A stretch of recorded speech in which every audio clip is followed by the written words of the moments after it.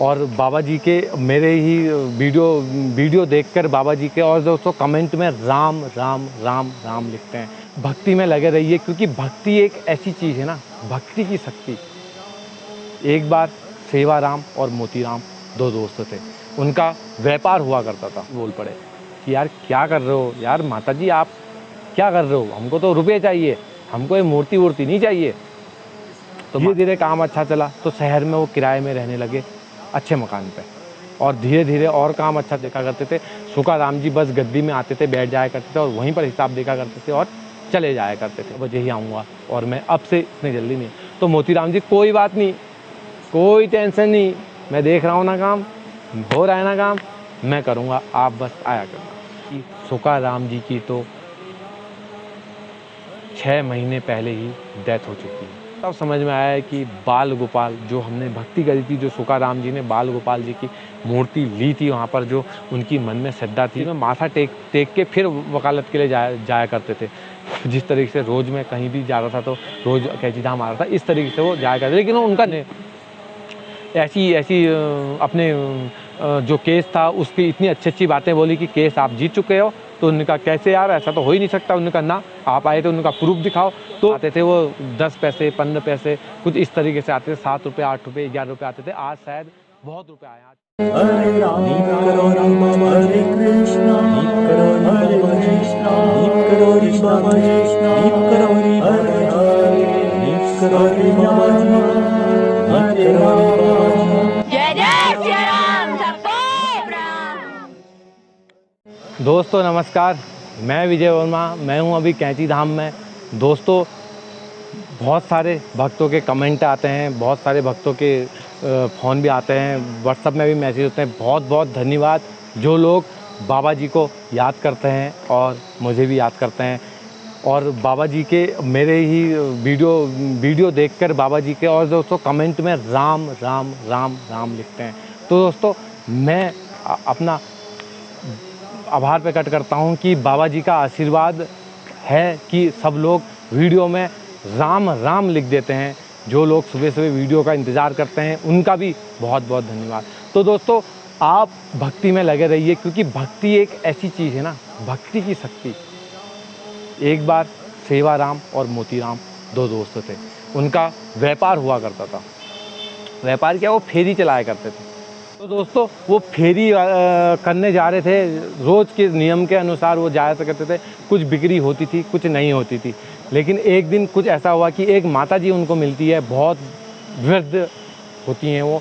तो वो बहुत ठंडे से काँप रही होती हैं और तुम्हारे बाहर बैठी होती हैं। तो मोती राम जो थे उनको दया नहीं आती, लेकिन सुकाराम जी को उनको दया आ जाती है और वो कहते हैं कि यार माता ये लो, एक कंबल आप रख लो। तो माता जी बोलते हैं मेरे पास तो रुपये है ही नहीं। तो उन्होंने कहा कोई बात नहीं, आप कंबल को रख लीजिए।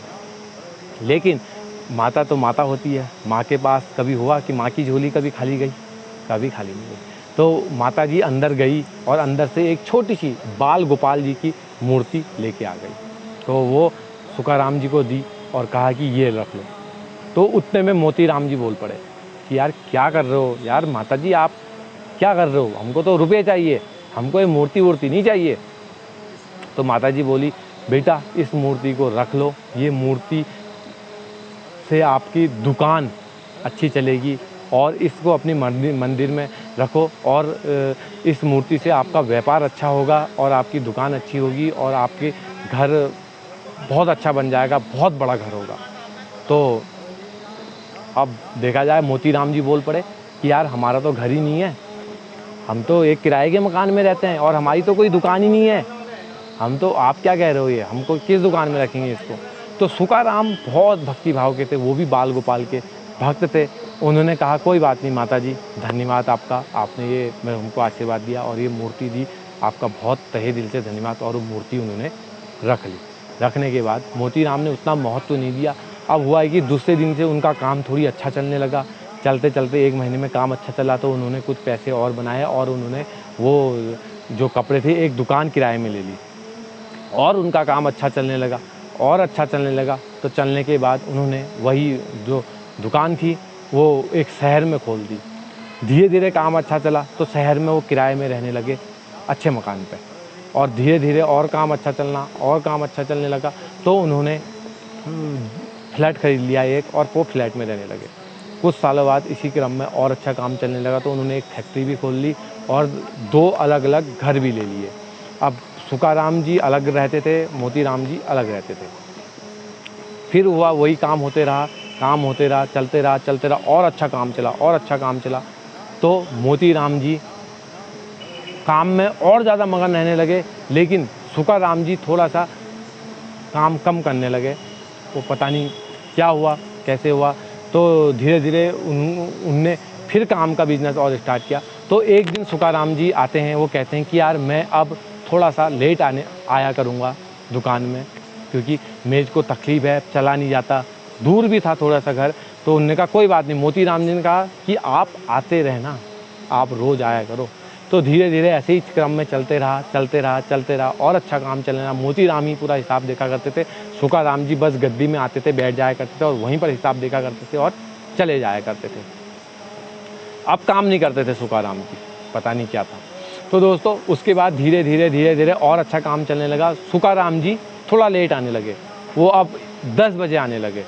और उनको एक दिन मोतीराम जी से बोलते हैं कि अब मैं रोज़ 10 बजे ही आया करूँगा, क्योंकि घर में थोड़ा सा काम है, चला भी कम जाता है, थोड़ी तकलीफ भी है, देर से उठता हूँ, ये है वो है। तो उन्होंने कहा कोई बात नहीं, आप आया ज़रूर करना। वो आते, जैसे ही सुकाराम जी आते, बाल गोपाल जी को हाथ चरण स्पर्श करते उनके, और उसके बाद वो अपनी गद्दी पे बैठते और हरि का नाम लेते लेते काम में लग जाते और शाम को चले जाते। तो दोस्तों धीरे धीरे होता और अच्छा काम होने लगा और व्यापार बढ़ा। 1 फैक्ट्री से 2 फैक्ट्री हुई, 2 फैक्ट्री से 3 हुई, 3 से 4 हुई। तो दोस्तों धीरे धीरे देखते देखते उनका व्यापार पूरे सब जगह होने लगा। तो दोस्तों सुकाराम जी जो है वो 12 बजे आने लगे और बोले कि यार अब से मैं 12 बजे ही आऊँगा और मैं अब से इतनी जल्दी नहीं।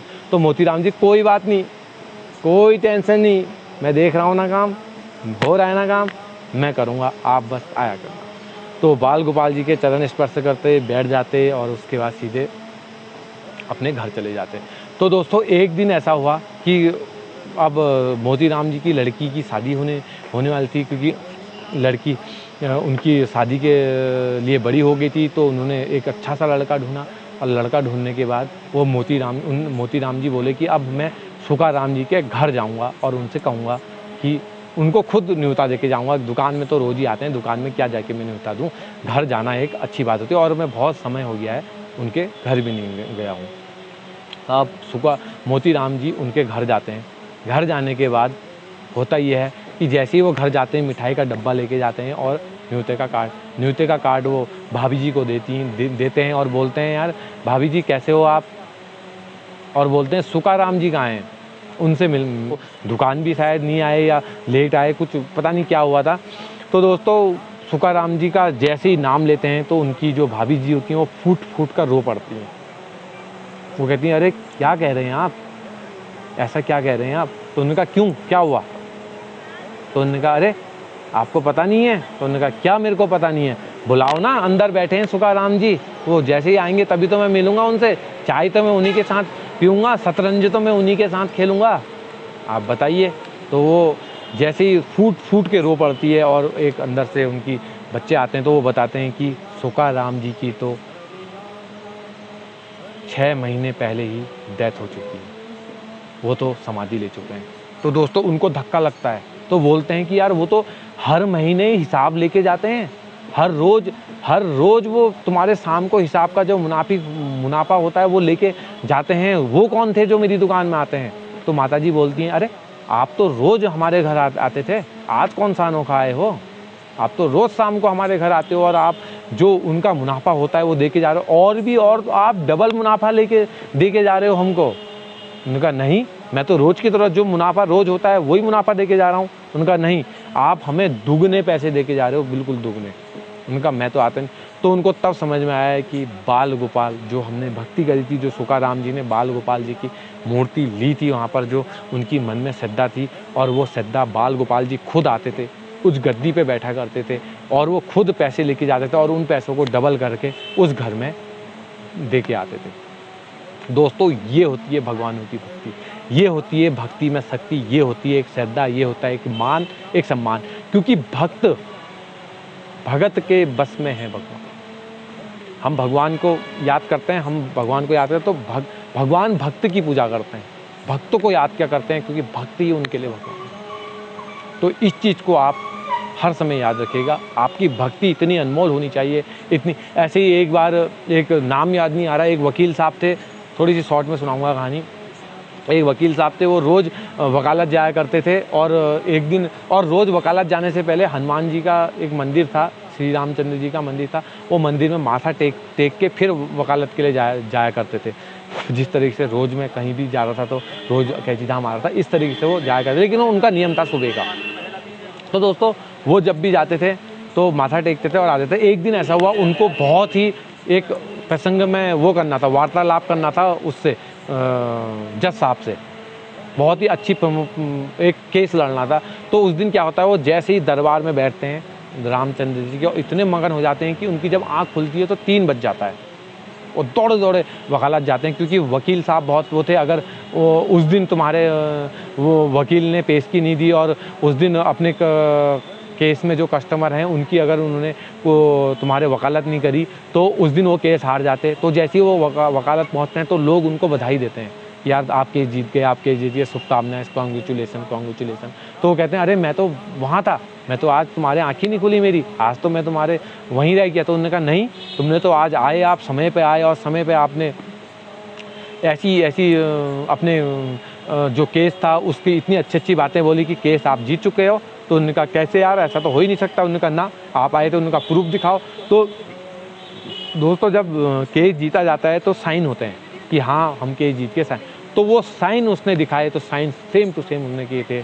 तो उनको आभास आया कि मैं तो वहाँ बैठा था, श्री रामचंद्र जी खुद आकर उन्होंने वकालत करी थी, केस लड़ा था और केस जीते थे, और वो तो उन्होंने साइन दिया। आज भी एक मंदिर है, मेरे को नाम याद नहीं आ रहा, मैंने पढ़ा था, आज भी उस जगह पे उनके साइन रखे गए हैं, और उसी टाइम से उन्होंने जोगी का चोला पहन के वो चल दिए और योग धारण और भक्ति में लीन हो गए। तो दोस्तों, इस प्रकार से भी भक्ति होती है। जब भी आप श्रद्धा से एक फूल, एक पुष्प आप, और मन से, दिल से एक बार, दिन में एक बार, मैं काम किया करता ना, दूसरों के लिए किया करता था, टैक्सी भी चलाता था, दूसरों के लिए चलाता, हर वक्त अपने बारे में कुछ नहीं। मेरा दोस्त अर्जुन बिष्ट बोलता है कि 10% अपने बारे में सोच। वो 10% के चक्कर में साला 3200 या 4500 रुपये का बैठा था मैं। तो कोई बात नहीं दोस्तों, ये 10% आप, मैं कह रहा हूँ 10 सेकंड आप बाबा जी के बारे में सोच लीजिए, केवल 10 सेकंड, आपकी सारी मनोकामनाएं पूरी होंगी। आज और दिनों यूट्यूब में जो डॉलर आते थे वो 10 पैसे, 15 पैसे, कुछ इस तरीके से आते थे, 7 रुपये, 8 रुपये, 11 रुपये आते थे। आज शायद बहुत रुपये आए, आज 25 रुपये या 35 रुपये या 40 रुपये इस तरीके से आए हैं। तो देखो दोस्तों, हर चीज़ बढ़ रही है, कुछ चीज़ बढ़ रही है तो कुछ चीज़ घट भी रही है। आज से कुछ साल पहले कॉल रेट 3 रुपये, 4 रुपये, 5 रुपये मैंने जब करी थी तो 1 रुपये थी। आज कॉल रेट बिल्कुल फ्री है। जहाँ समोसा 2 रुपये का था, आज वहाँ 10 रुपये का है। तो कुछ चीज़ बढ़ रही है, कुछ चीज़ घट रही है, ऐसा कुछ नहीं है। बाकी दोस्तों, भक्ति में लीन रहिए और याद कीजिए, बाकी मैं हूँ, जो भी मन की कामनाएं हैं वो मैं बोल के जा रहा हूँ। आप निश्चिंत रहिए, हर तरीके से हर चीज़ आपको मिलेगी। बाकी दोस्तों, कैसी वीडियो लगी कमेंट में ज़रूर बताइएगा। अगर आप चैनल में नए हैं तो चैनल को सब्सक्राइब कर दीजिए, बेल आइकन दबा दीजिए। मिलते हैं इसी के साथ किसी अन्य वीडियो में, तब तक नमस्कार। जय नीम करोड़ी बाबा जी, जय।